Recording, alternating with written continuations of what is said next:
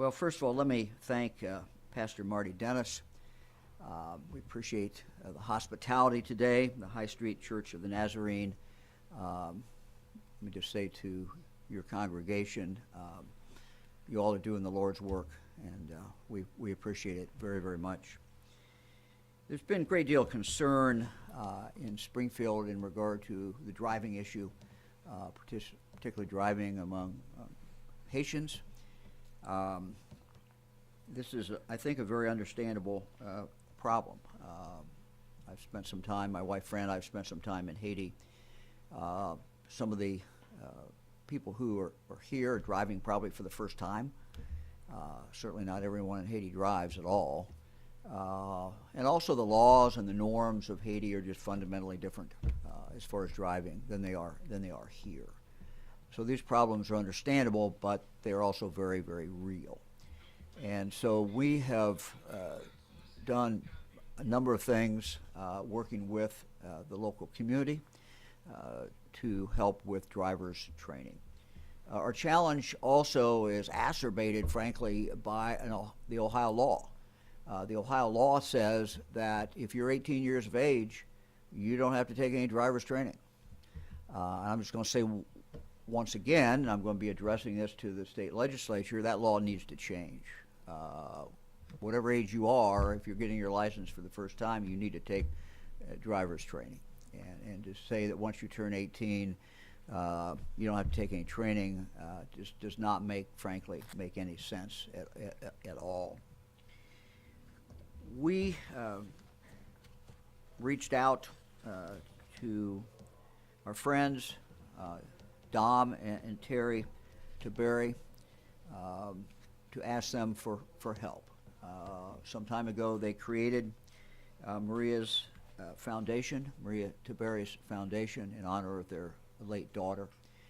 They have done an amazing work throughout different parts of Ohio, and their work continues today. We are announcing today that they have donated 5 simulators.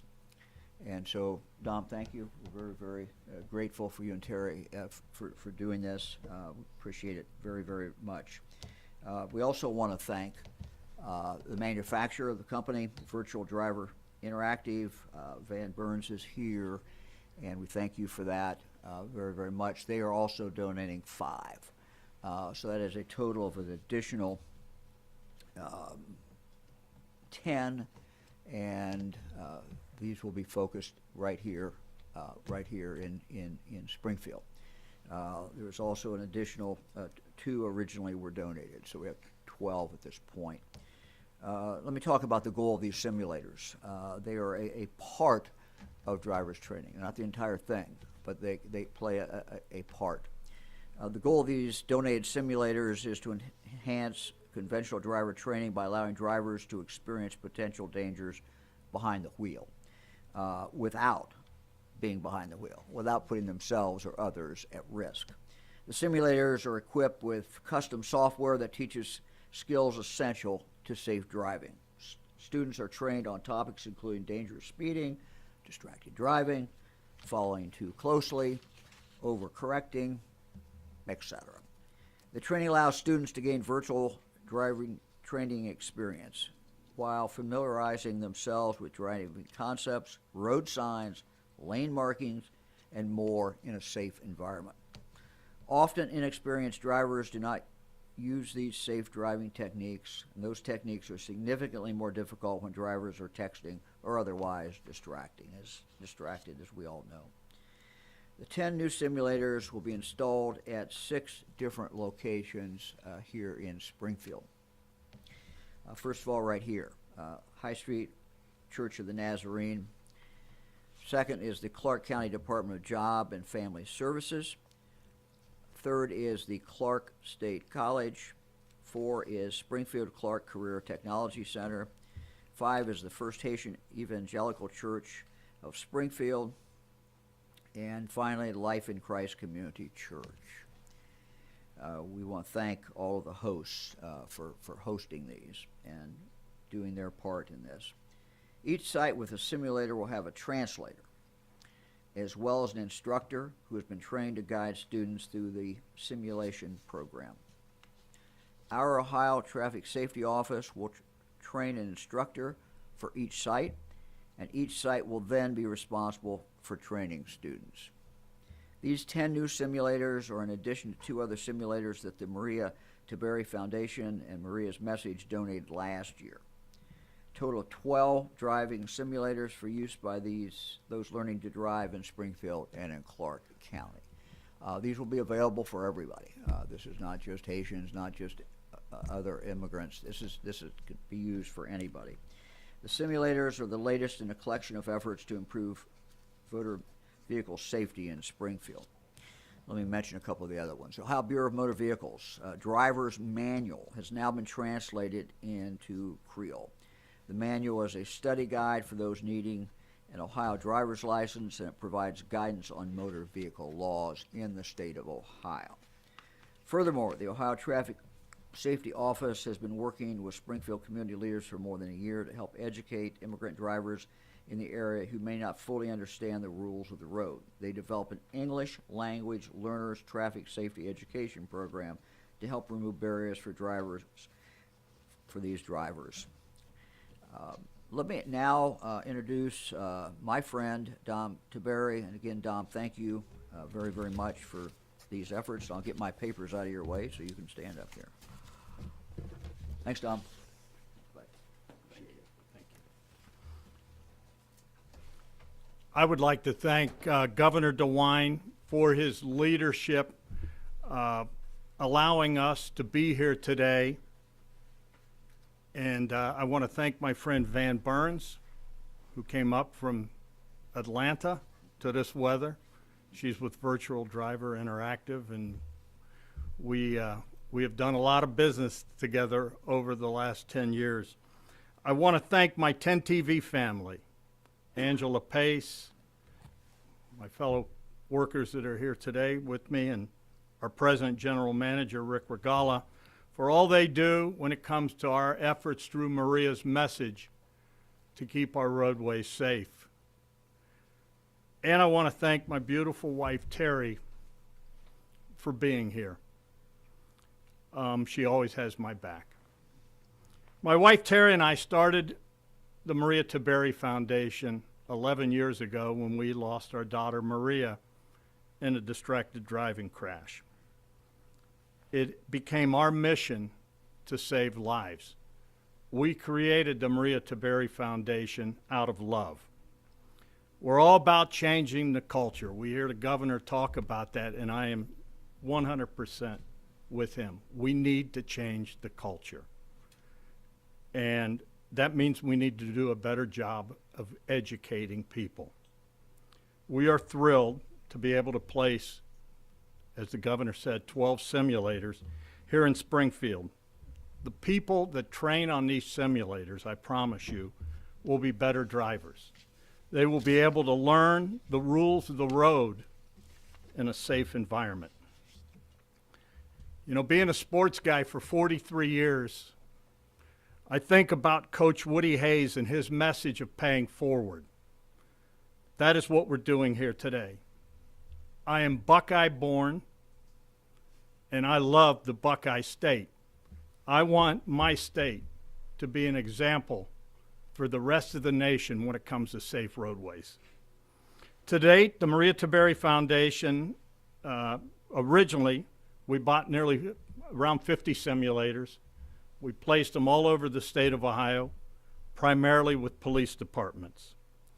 We have also now opened 4 simulator labs featuring 96 of the full cabs, so high school students can train on them. Here in Springfield, we are donating 7 full cabs. 2 have already been donated and 5 more just now, like these. And then my friend Van Burns and Virtual Driver Interactive donated 5 desktop units. These things are amazing machines. The graphics are incredible. 16 different lesson plans that will put you through all kinds of different scenarios. And the important thing is you're in a safe environment and you can make mistakes.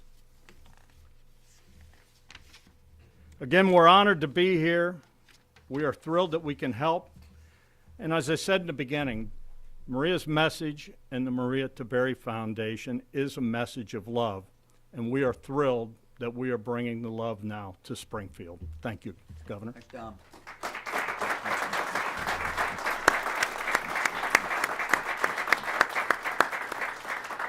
Dom, thank you so very much. Let me take a couple minutes to provide a brief update on some other things that we've been doing in Springfield and where we are. Let me start with healthcare. As recently as September, Springfield's healthcare system was certainly being stretched thin, particularly in the area of primary care that is so vitally important. The population increase over the last few years, as we know, has been very significant. This obviously increases a demand for services and a need for services, particularly in the primary care area. The result was that there were basically long wait lists to get some of this care. We know that that is not good. What that causes is some people, frankly, to sit back and not even engage in trying to get that health care. And we knew that that had to be dealt with. This is a work in progress. We dedicated Ohio Department of Health staff, and we committed $2.5 million in funding to cut down on this backlog. We brought in a mobile health clinic at the Clark County Combined Health District. It has been out traveling in the community. Between the opening of the mobile clinic and Ohio Department of Health sending nursing staff to the local health department to support their existing clinic, we have provided immunizations to more than 1,400 area residents. That includes everything from seasonal vaccines for COVID, flu, RSV, as well as hundreds of blood pressure screenings and referrals to other medical providers, basically primary care. As a result of this, this backlog has been eliminated. Our next step is making sure the healthcare system here in Springfield will continue efficiently and effectively serving all members of the public for the long term. And let me just again emphasize what I emphasized before when we made that initial announcement of the health that we were providing. This is not just for the Haitians. This is for everybody. And, you know, they tell me anecdotally that in the mobile clinic, for example, 2/3 of the people were not Haitians. These are people in the community who needed help. So we're here to help everyone, and that's what this has been doing. We are now in the process of locating a site for the permanent health clinic. In the coming months, we will transition from the mobile unit to this permanent clinic to supplement the existing healthcare options here in Springfield and the opportunities that people will have to be served. We also provided support to eliminate backlogs at the Clark County WIC program as well. We've made significant progress in that area as well. Ohio Department of Health staff have helped register or recertify more than 600 area residents who need the supplemental nutrition services offered by WIC to make sure their families are fed and cared for. To help new mothers ensure they have the support they need to help their babies thrive, we opened a baby formula bank with Second Harvest Food Pantry, and we thank the food pantry for that. We're also implementing strategies to increase breastfeeding and providing prenatal care. Again, a work in progress, but that's a quick summary.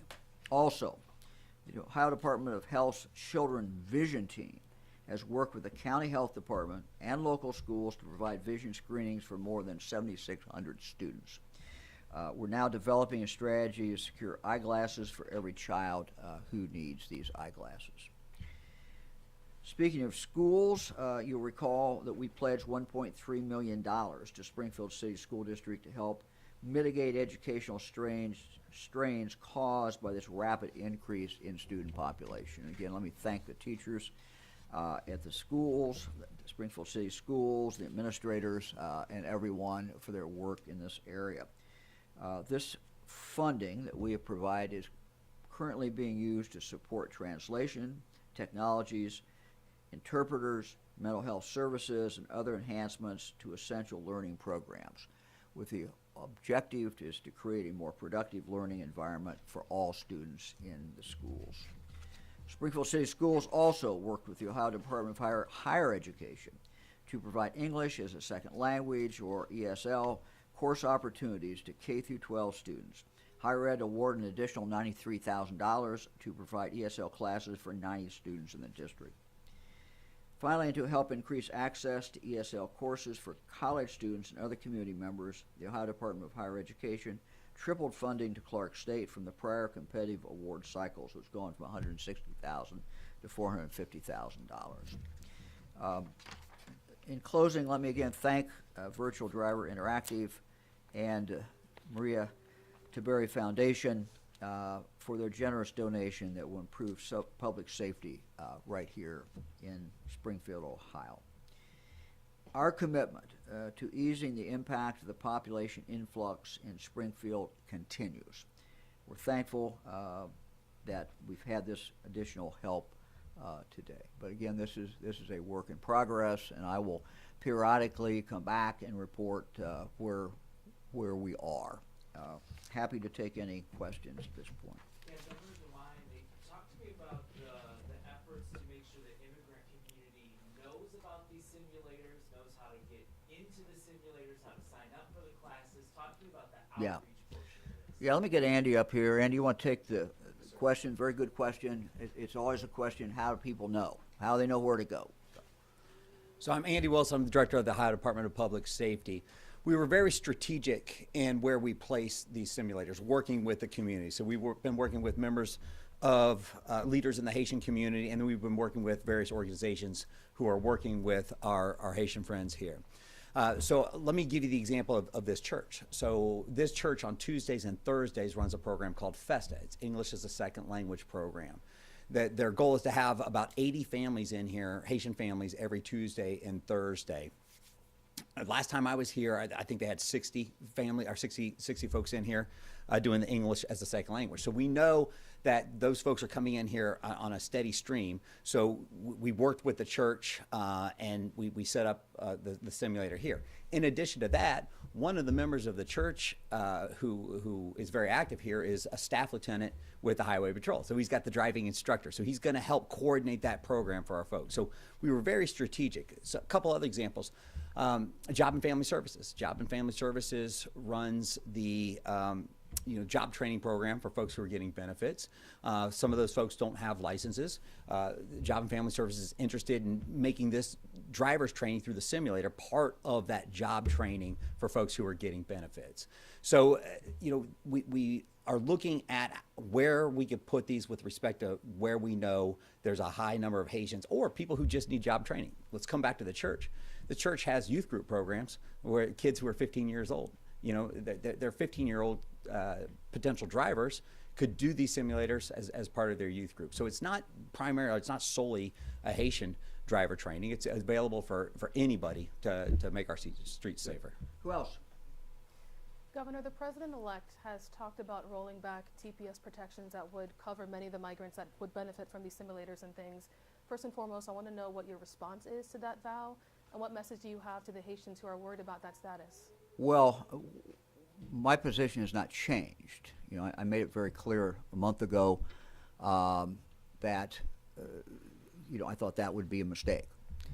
The other thing I've said very clearly is I've been asked what impact, if all the Haitians were gone from the Springfield community, what would be the impact? The impact would be that we would move backwards in regard to our economic development in Springfield. This community is providing workers in our businesses. These companies, we have talked to these companies. Fran and I had a number of them over to our home in Cedarville for breakfast. And they basically said, one of them would tell me, we wouldn't be able to operate today without our Haitians. Others said we wouldn't be able to operate with a second shift. Others have said we wouldn't be able to meet the demand that for our product without the Haitians who are working here. So, that's just a fact. That's just a fact, and I think it's important to state what the facts are. Governor, are you any closer to making a decision or an announcement on the Senate appointment? No. It's a work in progress. It's a work in progress. Yes, yes, we're working on it. I don't know. Statistically, I want to know if there was really an increase in drivers' accident within the migrant community here in Springfield that warranted this drivers' training, though it's commended. Well, I don't have any numbers on that. I don't know what you have, Andy. But. So I know we have the police chief and the mayor from Springfield here. We know that there has been an increase, both statistically and anecdotally. One of the problems that we see is because there was so much attention to the Haitian driving issue, not only was there an actual increase in the crashes, but it drew a lot of attention on social media and a lot of rhetoric.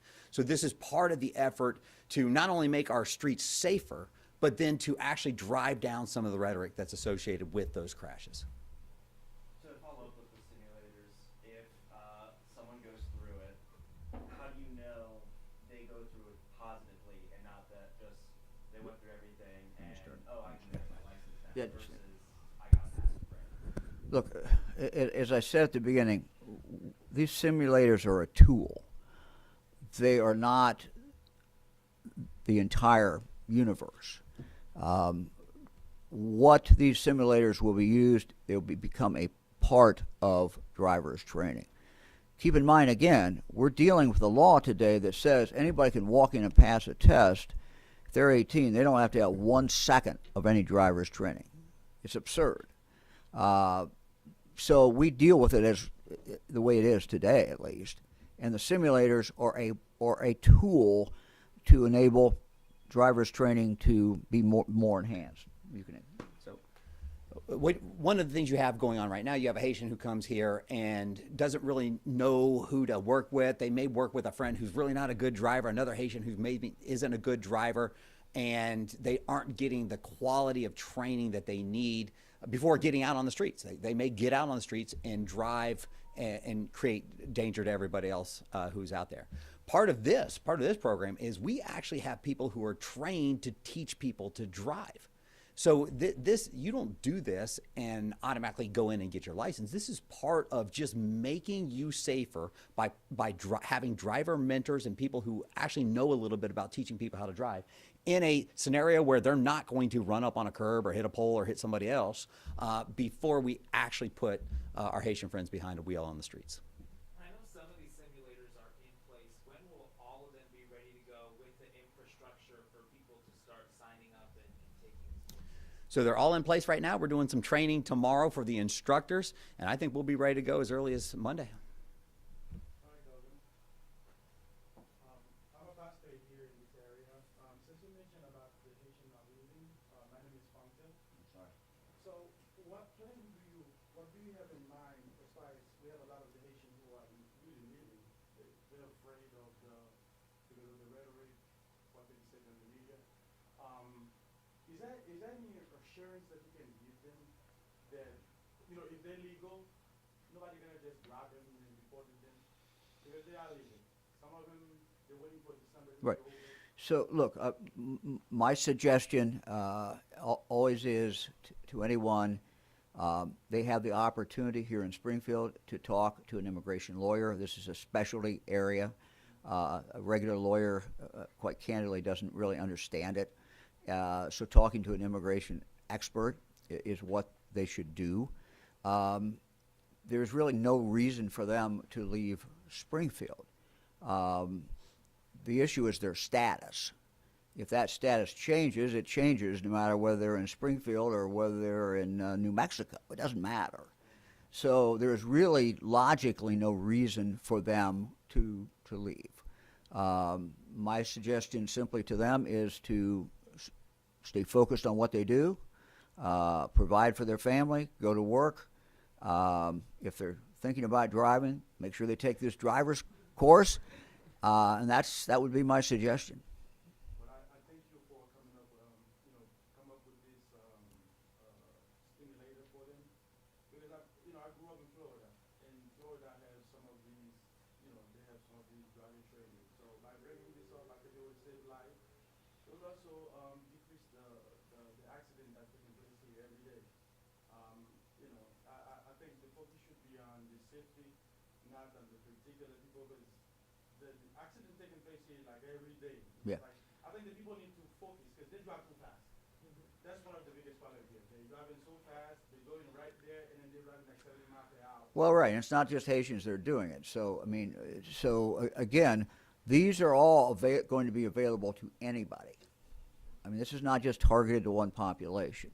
We know we have people in the community who need driver's training, period. And these simulators will be available for them as a component part, as a tool for that effort. Who else has a question? Thank you. Governor, you've put out a push to state lawmakers to change that law.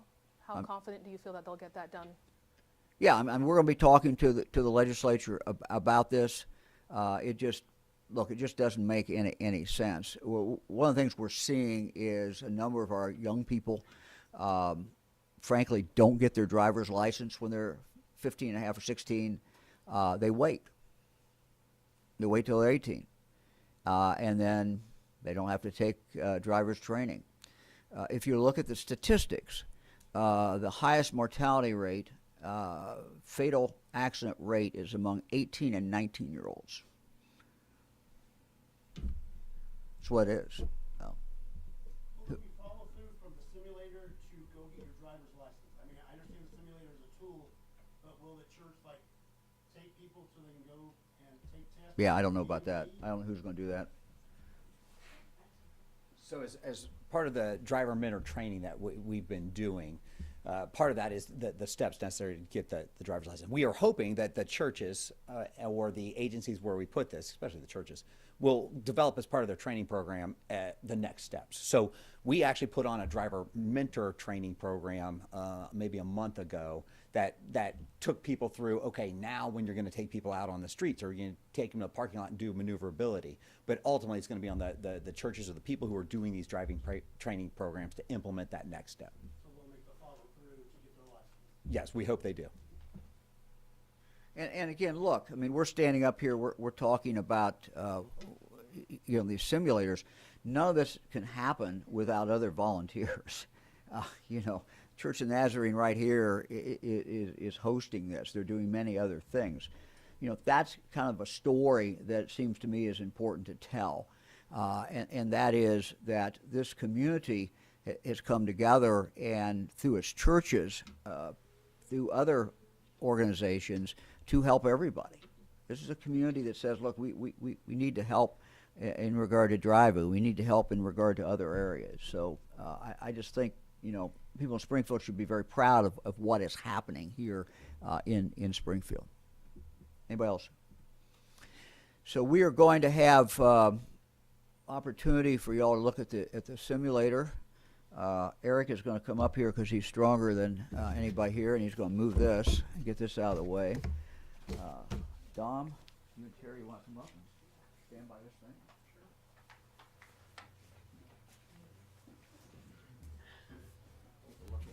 Get my stuff out of the way.